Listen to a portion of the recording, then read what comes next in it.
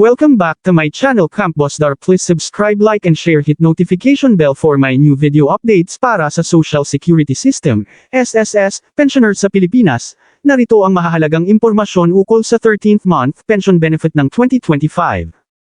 Ano ang 13th month pension? Ang SSS ay nagbibigay ng 13th month pension na katumbas ng isang buwang pensayon para sa mga retirement at survivor pensioners. Kasama rin dito ang mga total disability pensioners na walang medical allowance at mga dependents pensioners kung nakatugon sa mga kondisyon. Kailan makakatanggap ng 13th month pension sa 2025?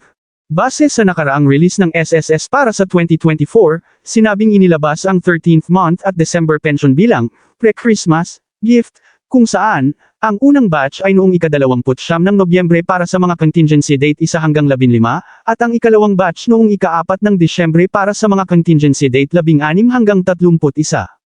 Para sa 2025, isang artikulo ang nagsabing ang 13th month pension ay inaasahang mare-release between 1st and middle of December 2025. Ayon sa schedule na inilabas para sa May-December 2025, para sa buwan ng Disyembre ang payout dates ay nakalista bilang ika-10 ng Disyembre para sa last digit 1 hanggang 5 at ika-15 ng Disyembre para sa last digit 6 hanggang 0. Conclusion. Sa makatuwid, oo, makakatanggap ng 13th month pension ang SSS pensioners ngayong 2025. Inaasahan itong may credit sa kanilang account sa unang kalahati ng Disyembre taong 2025 kasama ng kanilang regular na December pension payment. Kung gusto mo, maaari kong suriin ang pinakabagong opisyal na advisory ng SSS para sa eksaktong petsa at kung paano ito lalabas sa iyong account, bank transfer, PesoNet, o iba pa.